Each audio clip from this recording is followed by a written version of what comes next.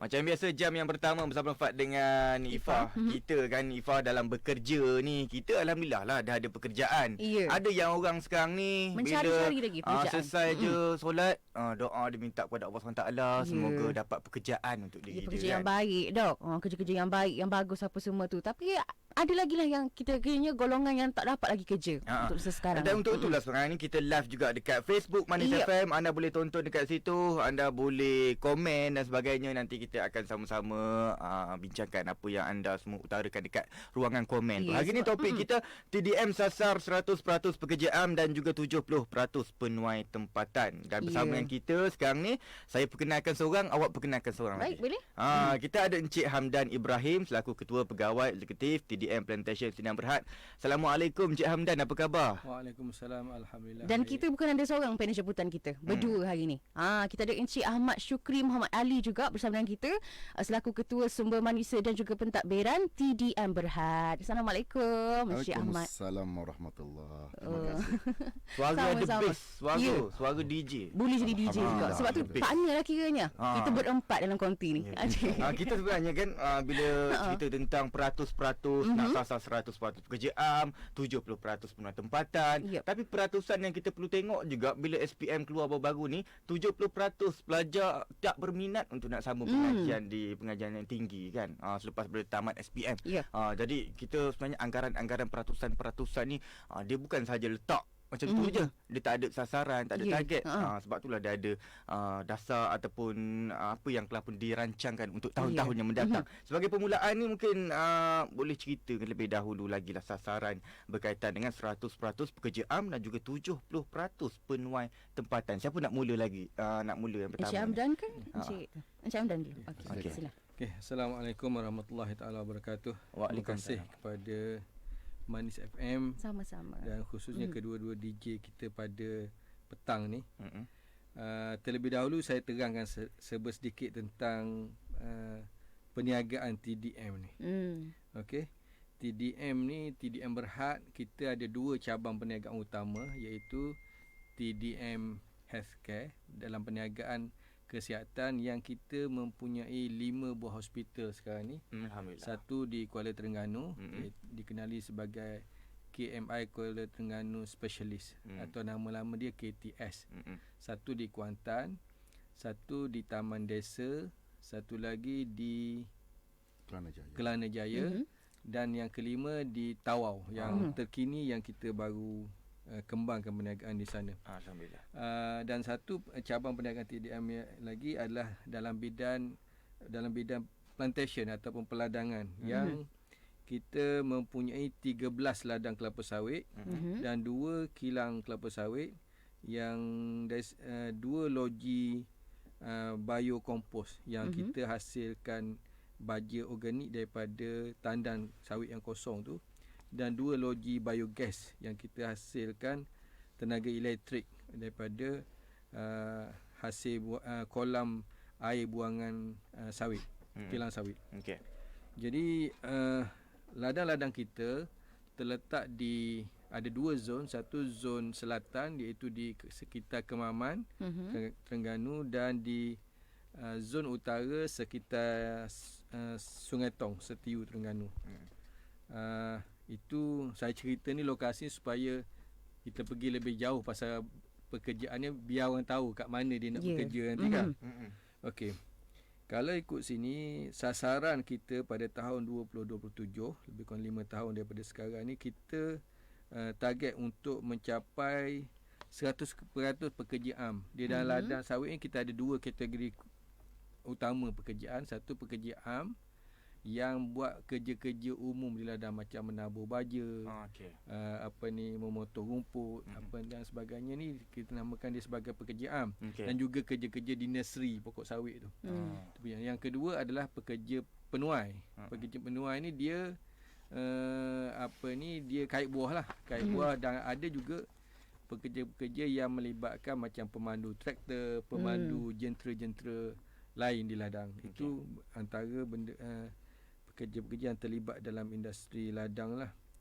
Jadi dengan keperluan keperluan sumber tenaga kerja di ladang-ladang sawit TDM ni memang kita boleh membuka seluas-luasnya kepada penduduk tempatan untuk bekerja. Tetapi ada cabarannya. Yeah. Cabaran dia memang kerja ladang ni adalah satu kerja yang sukar, kerja yang memerlukan tenaga, fizikal dan sebagainya. Tetapi peluang ada. Contoh kenapa saya kata peluang ada, kalau pekerja asing kita boleh menuai antara 1 hingga 4 tan buah sehari dengan pendapatan mencecah 5,000 sebulan. Jadi kenapa kita rakyat tempatan tak boleh capai sedemikian? Lekeh sangat ke kita orang Terengganu ni, orang kata. Jadi ini cabaran saya kepada orang Terengganu. Orang mari daripada jauh, sama fizikal, kita kata manusia kan. Jadi kenapa kita? Jadi mungkin pada saya satu mindset kita, orang kata kerja ladang ni lekeh. Tapi sebenarnya kita tak tahu kerja ladang ni boleh meningkat, hasil pendapatan boleh mencecah 5,000 dan bahkan pada masa harga sawit yang mahal pada tahun lepas boleh mencecah sehingga 7,000. Ada pekerja kita yang mencecah pendapatan sedemikian. Jadi ini satu cabaran kepada saya dan kepada seluruh rakyat Terengganu yang kita rasakan kita menyediakan peluang dan mari bersama kita untuk explore punca pendapatan yang ada, yang terhidang di depan kita ni. Baik, terima kasih Encik Hamdan. Jadi soalan seterusnya kita nak tanya pula, jenis program latihan apakah yang akan disediakan oleh TDM Plantation untuk memperkukuhkan pekerja tempatan dengan kemahiran moden dan juga teknik penggunaan peralatan terkini ni. Boleh Encik Syukri kongsikan? Okey, baik. Saya rasa ini satu persoalan yang baiklah, program latihan.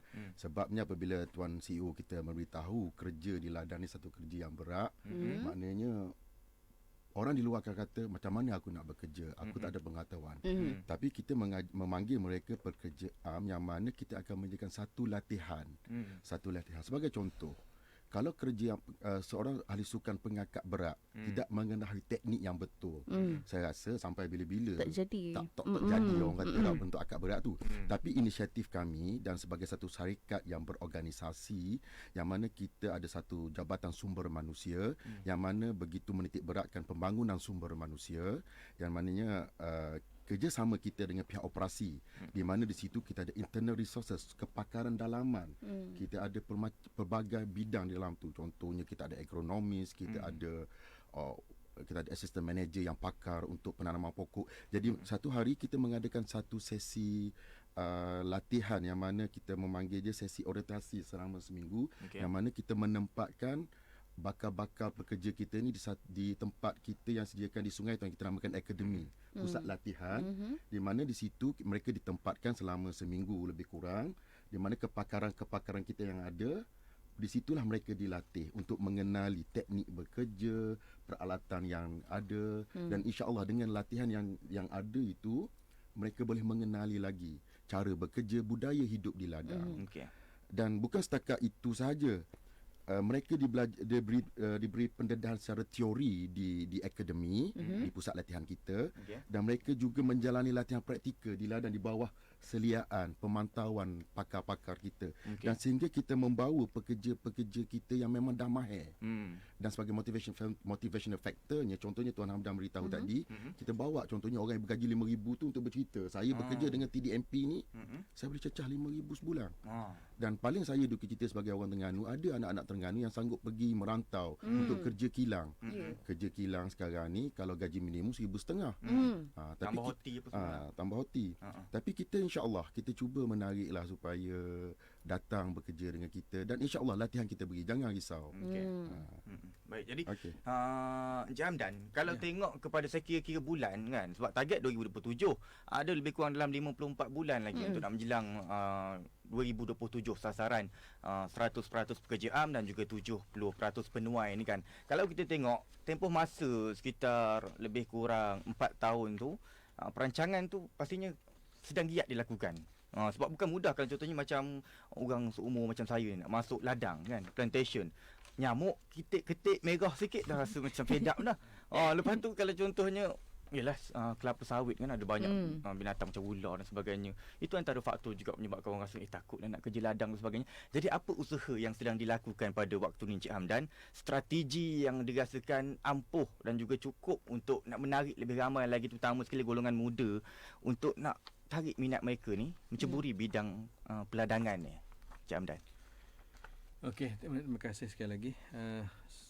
Soalan yang baik, memberi peluang saya untuk menjelaskan strategi kita untuk mencapai target 100% pekerja general workers tadi. Okey. Pada masa sekarang, iaitu pada Julai pada Julai sekarang ni, kita ada sebanyak 21% pekerja asing, general workers ni, dan 79% pekerja tempatan. 80-20 lah kita kata senang. Nak dekat dah tu. Ya, 80-20. Jadi dalam masa yang ada ni, kita nak mencapai dalam tahun kepada 100% pekerja tempatan dalam kategori pekerja general workers ataupun pekerja am ni. Okey. Jadi apa strategi yang kita nak buat untuk mencapai ni? Pertamanya, pada saya tadi saya sebut pasal cabaran bekerja di ladang saja.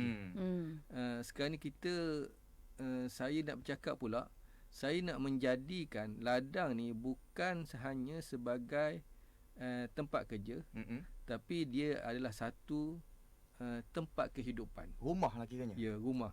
Jadi bukan kita pergi kerja tu ladang ni tempat kerja, tak. Kita nak menyediakan persekitaran ladang tu adalah satu tempat kehidupan yang baik untuk pekerja-pekerja kita.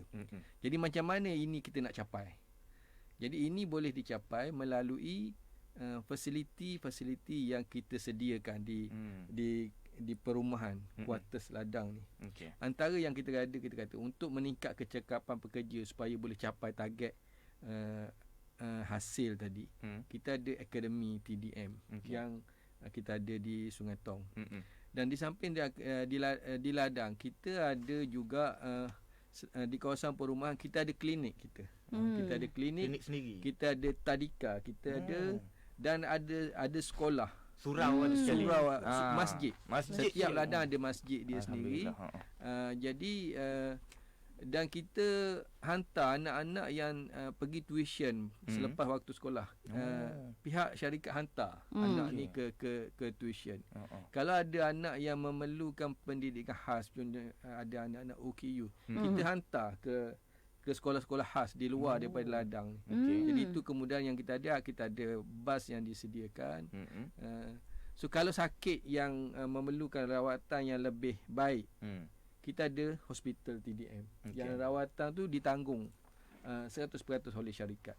Jadi pada saya, ini adalah satu benda yang kemudahan yang kita sediakan kepada pekerja-pekerja kita ladang.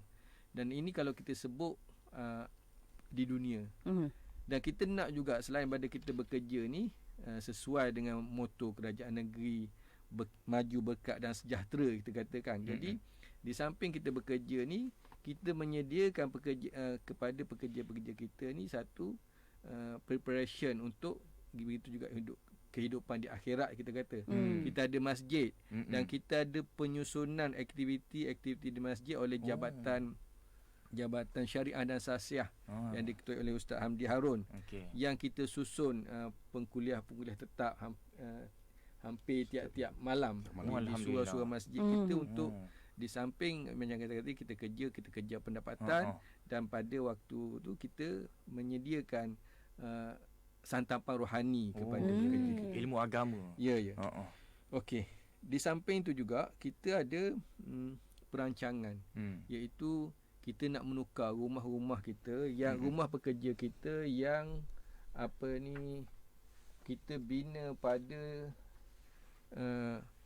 lebih kurang 1965 tu, 1965 rumah-rumah ni lama yang kita bina ni, dan ada yang uzur dan sebagainya. Jadi kita nak bina, kita target kita lebih 700 buah rumah yang kita nak ganti, nak bina lagi ni dalam masa 5 tahun juga, ada 5 fasa.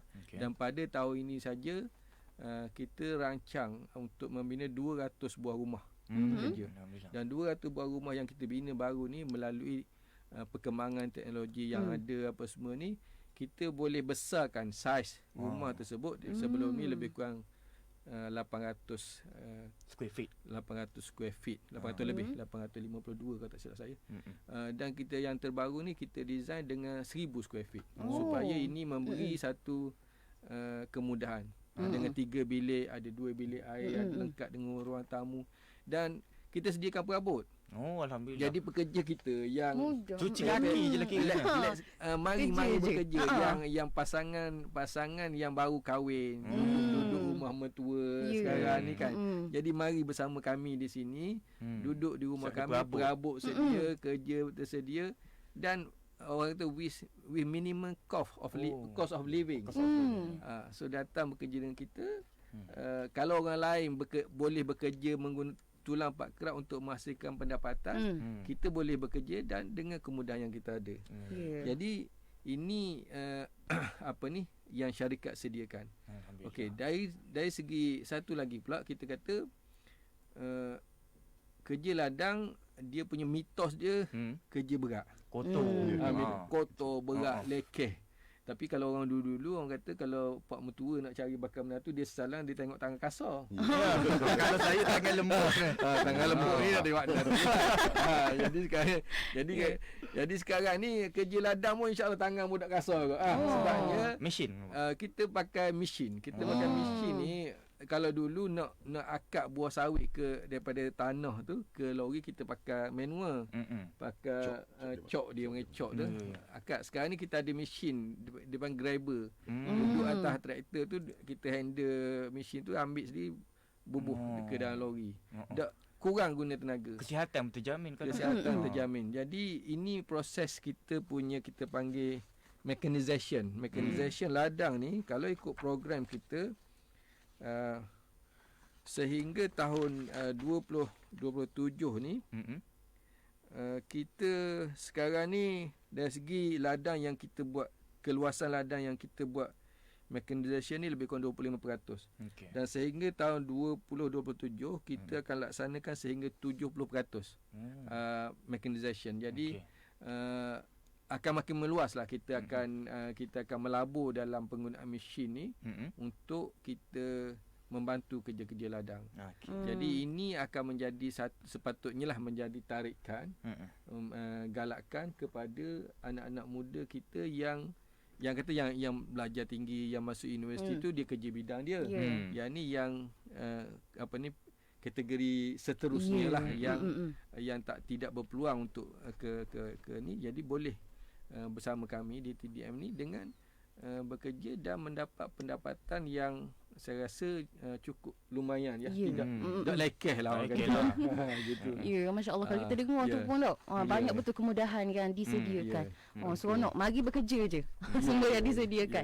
Jadi boleh Cik Hamdah sambung sikit lagi berkaitan dengan peranan mekanisasi dan juga teknologi pertanian tepat dalam meningkatkan produktiviti dan mengurangkan kebergantungan kepada tenaga manusia macam guna mesin tadi tu kan. Cik kata mungkin Encik boleh terangkan sedikit mengenai teknologi pertanian tepat tu. Okey. Teknologi pertanian tepat ni ataupun dia panggil precision agriculture dalam bahasa Inggeris dia. Kita contohnya bila kita nak letak baja di pokok ni, kalau dulu disebabkan kita guna tenaga manusia, jadi kadang-kadang kita terganggu jadual dia tu. Kita nak letak pada masa yang sepatutnya. Tapi oleh kerana dengan penggunaan mesin, baja kita sapa, jadi dan kita tidak hanya bergantung kepada tenaga manusia, jadi kita boleh letak dia pada masa yang tepat. Kita letak baja tu. Contoh kalau kita letak baja ni, ada baja yang sepatutnya diletak pada masa pokok tu bunga, ataupun selepas kita penuaian. Jadi ini yang maksud tepat. Tapi kalau kita tak boleh buat benda ni, kita ada pengetahuan masa bila kita perlu letak baja, tapi kita tak boleh laksanakan disebabkan oleh faktor yang kita tak boleh nak kawal macam yang kata tadi, kita guna tenaga manusia. Jadi itu, dan antara ketepatan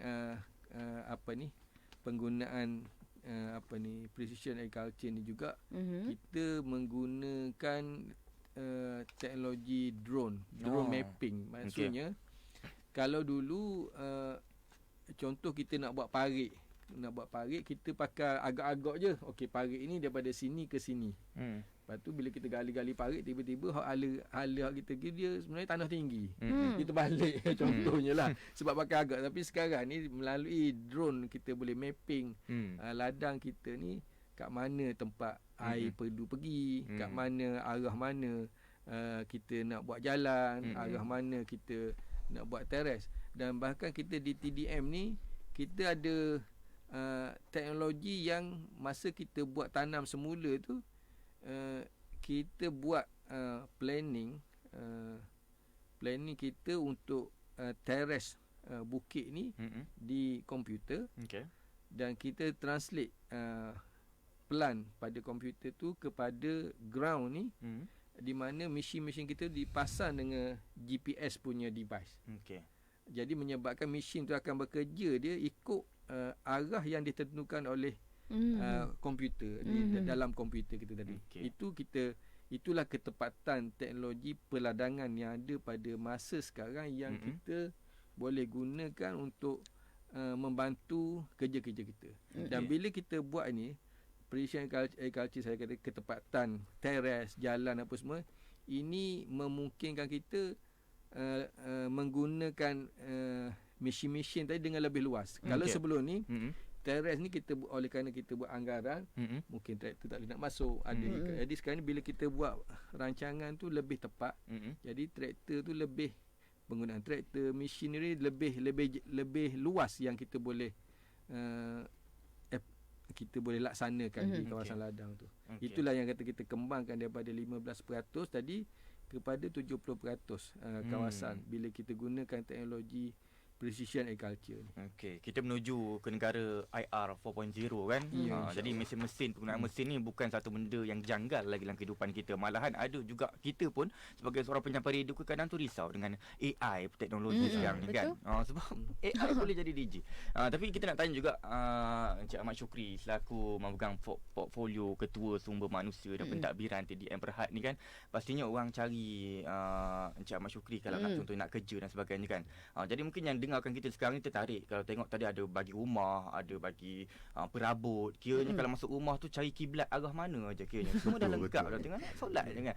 Jadi macam mana caranya untuk kita mungkin kalau contoh kerja-kerja lain nak UPU lah apa semua kan. Macam mana cara nak memohon pekerjaan di TDM Berhad ni? Okey, alhamdulillah. So pertama-tamanya saya syukurlah sebagai kaki tangan TDM yang mana saya rasa kalau kita guna istilah tak kenal maka tak cinta. Jadi duduk di TDM dan TDM Plantation ni saya rasa kalau daripada 10 orang rakyat Terengganu, 8 orang telah tahu kat mana ladang-ladang TDM. Sebabnya kalau kita guna laluan Jerangau Jabu, kita akan tengok ladang Jerangau, ladang Pinang Emas, ladang Tebak, ladang Pelantur, ladang Air Putih, dan kalau kita menghala ke Kota Baru, kita melalui jalan Sungai Tong tu, kita nampak ladang Jaya, ladang Fikri, dan ada beberapa ladang lagi lah, Tayu semua tu. Jadi telah ada perasaan kenal dan mungkin ada rasa cinta sikit nak join. Jadi nak join ni pula saya rasa dengan senario hari ini dengan zaman orang kata dunia di hujung jari, kalau istilah Indonesia sosmed lah, sosial media ni, saya rasa tidak mustahil lah sebab setiap kali akan ada kekosongan jawatan, pihak kami, pihak HR dan juga pihak korporat komunikasi kami akan membawarkan melalui platform media sosial kita melalui FB, Instagram, LinkedIn dan sebagainya lah. Dan pada waktu yang sama sebagai JLC milik Kerajaan Terengganu, kami sentiasa bekerjasama dengan agensi-agensi kerajaan. Contohnya baru-baru ini kalau ada program daripada Jabatan Tenaga Kerja, daripada SOKSO dan kalau mereka menjayakan program Karnival Kejaya, insya-Allah kami akan turut sertai dan kami boleh dilihatlah di program-program tersebut. Dan baru-baru ini juga kami juga berbincang dengan pihak THRDC iaitu satu Terengganu Human Resource Development Center yang mana kita ke arah bekerjasama untuk mencapai matlamat untuk menjadikan 100% pekerja tempatan itulah. Itu salah satu So secara tidak langsung saya merasa hubungan baik kami dengan pihak agensi-agensi kerajaan boleh mempercepatkan lagi matlamat kami lah. Okey. Dan sekali lagi saya rasa peluang untuk memohon kerja ni tidak mustahil lah. Kalau zaman dulu saya orang tua ni kena baca surat khabar. Sekarang ni saya rasa surat khabar pun saya tak buka dah sekarang. Dunia Jarang dulu terjadi. buka. Okey. Betul. Jadi untuk akhiri temu bual kita untuk hari ni, bolehkah kita nak minta Encik Ham dan juga Encik Syukri bagi sedikit sepatah dua kata berkaitan dengan pesanan ataupun harapan Encik sendiri dengan topik kita hari ni, TDM sasar 100% pekerja am dan 70% penuai tempatan ni. Encik Silakan. Hamdan. Encik Hamdan dulu. Okey. Tadi kita bercakap pasal peluang kerja dan kita sebagai GLC Terengganu ni kita biasanya kita ada buat CSR sebagai perkongsian keuntungan kita. Tapi saya nak sebut satu perkara yang CSR dalam bentuk lain, iaitu yang kita akan lancarkan dalam sedikit masa lagi, iaitu Ladang Sahabat TDM. Okey. Konsep Ladang Sahabat TDM ni adalah kita buka kepada penanam-penanam sawit orang kampung ni yang ada luas 5 ekar, 2-3 ekar apa semua ni, berdaftar dengan TDM. Kita akan buka pendaftaran ni dan kita akan berikan khidmat nasihat kepada pekebun-pekebun ni. Dan ini kita sebenarnya kalau dari segi konsepnya kita nak beri pancing, bukan kita beri ikan saja. CSR kita dalam bentuk pancing. Jadi kita akan beri khidmat nasihat apa baja yang terbaik yang perlu digunakan, macam mana nak tanam, macam mana nak planning, macam kita sebut tadi pasal precision teknologi, apa yang kita boleh bantu. Betul. Dan dalam masa yang sama, antara kita tengok kelemahan pekebun-pekebun tempatan ni dari segi macam kata pemilihan baja. Biasa orang kampung ni bila dia nak beli baja, kalau dia kata aku beli kedah ni RM200 sebeg. Aku pergi beli kedah ni RM150 je. Sebab RM50. Lepas tu je royak ke sayang-sayang dia, orang lain pakat pergi beli. Tapi dia tak tahu RM150 dia Kualiti dia punya kualiti dia. Macam kita di TDM, baja yang kita beli, kita hantar analisis kepada makmal apa kandungan nutrien yang ada dalam tu. Jadi itu kelebihan kita. Dan kalau ini kita boleh laksanakan, kita bantu orang kampung dari segi khidmat nasihat tadi, kita bantu dia untuk pilih baja yang terbaik. Dan dalam masa yang sama kita galakkan mereka ni hantar buah sawit ni ke kilang sawit TDM. Jadi ini yang mana kilang sawit TDM ni kita akan bayar secara tunai bila orang kampung hantar buah ke ladang. Jadi ini mengelakkan daripada orang tengah dan sebagainya. Jadi orang kampung, pekebun-pekebun ni boleh dapat pendapatan yang lebih baik dari segi pendapatan hasil tadi dan ini juga. Jadi itulah saja, dan saya ucapkan terima kasih kepada Manis FM dengan peluang yang diberikan pada hari ini. InsyaAllah. Jadi Encik Ahmad Syukri, penutup hari ni. Okey, pertama sekali lah dengan rasa syukur alhamdulillah kami mengucap ribuan terima kasih lah kepada Manis FM atas peluang menjemput kami datang ke sini untuk kami bercerita sedikit kongsi pengalaman kami dan apa yang ada mengenai TDM lah.